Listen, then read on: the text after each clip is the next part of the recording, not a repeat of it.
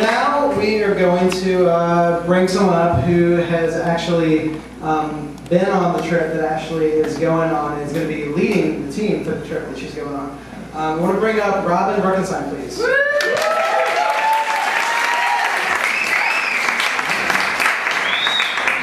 Maybe we can switch. We'll switch tables. So yeah, pretty much, we just wanted to ask you a little bit about your experiences and the trip, and to kind of give everyone a feel for the things that you had seen over there. And I think from what we had talked about before, I want to ask you about two stories that you told me. Okay. So you went, when did you go originally? Originally, I think our first team went almost 3 years ago. Okay. And tell me like a little bit about the original, I guess like the first impressions, and the story about the woman that agreed to that whole. Well, on our first trip, it was pretty amazing. It started through a group in our church and deciding to sponsor children in one community in one country so that we could go and we could get to know this community and their needs and be part of what's going on there and helping further things going on. And the first trip, I was just amazed at the intensity of the poverty as well as the amazing hospitality of the people.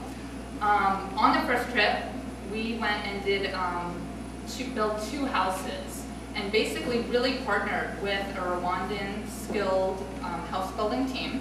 And the houses there are not built with hammer and nail and saws, but completely mud bricks dried in the sun, different mud in between the bricks and on the bricks. And we needed a lot of direction because we were mixing up the muds and putting in between mud on the outside. But we worked together with the team, and the team are just local people from the community that are hired. So that was an amazing experience of just really working together. We had a translator, but most of the communication was pointing and grunting and just showing each other and throwing mud at each other once in a while. And, much like construction in New York. Exactly. All the time. Yeah, they're all over the city. I mean, literally, people rolled up their pants and got into the mud to make the mud. And seeing people on our team did that caused great reaction in the community. And on our second trip, I was walking to visit a friend's home. And as I was walking along, these old women were greeting me like this, which is how you greet an old lady. And I'm like, all right, 80 years old, so I asked the woman who was with me, why are they greeting me like this? And she called some of the women over, and they were like, well, because you're from that group that loves us. And I said, ask her how she knows that we love her. And she said, well, we know that you love us because you're rich Americans and you could just send your money. But instead you come here and you get dirty with us. Wow. So that was really powerful because, you know, she's not even the woman we built the house for. These are people in the community that are just so excited that we're helping their community and that we're doing it in a way that's really partnering. Yeah, yeah. And you mentioned to me too, we had talked before, we did all this before, this is all totally planned. We made most of these stories up. These are all true. Wikipedia, whatever. Yeah, well, you know, we'll improv some, we'll get some suggestions later and other relief projects. Yeah, all completely real stories, really leading a team later. One thing you told me before, that you mentioned community involvement and how they pick the families that are kind of, I guess, the ones that are sort of spotlighted for some of the relief they're doing. Tell that story a little bit about like, how they picked and who they picked. Some of our trips are in partnership with World Vision, and some of our trips are independent trips that we've been doing to be able to bring over more people and partner with more groups and people here as well as in Rwanda. And either way, when you choose who the house is for, it's not like we go over and say, we want to build a house for this person, and it's not like World Vision or anyone else that we're working with there chooses that. But every community in Africa has this tribe, like this council of elders that people look to for guidance in their community, and they make a lot of the decisions for the community. And they came together with the community and decide who's in the greatest need. So that, because when you look around, you're like, everyone here needs a new house. Everyone has a hole in the house, a hole in the roof. They have 5 people living in one room, literally smaller than the size of this stage. And so you just think everyone needs a safe house, a house with a roof. But they come together as a community with these kind of elder counselors and decide who's in the greatest need, who do we want to see in our community get that house. So it's really a beautiful process. That's cool.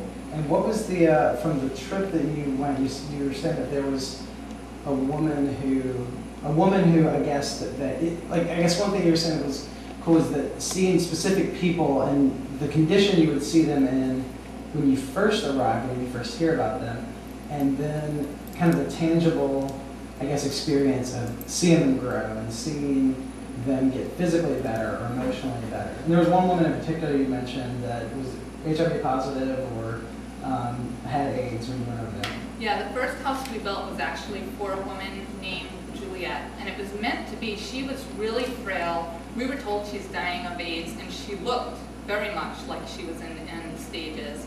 And we were basically, the community chose her so that her kids would be left with someplace safe to live.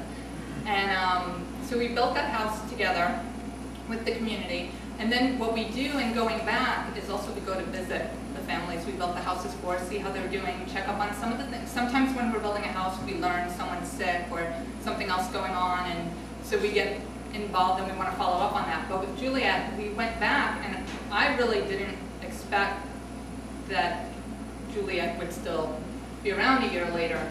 But a year later and 2 years later, Juliet was around. She had put on some weight. Juliet wasn't, I mean, she does have active AIDS. She is sick. But Juliet was dying because she couldn't fight the pneumonia she would get when it would rain inside her house. There was a hole in the roof.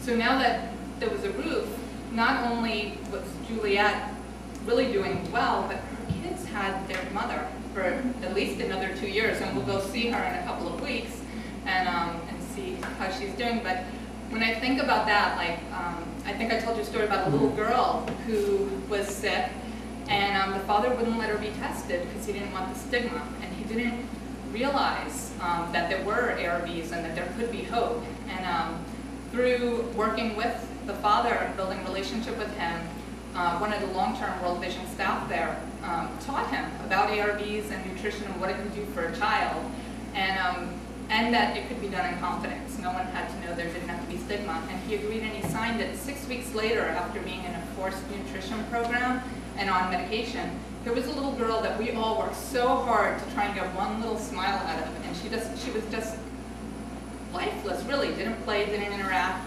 She was running and playing with all the other kids. So as with Juliet, with this little girl, they get quality of life back from simple things for us, but major things in their world.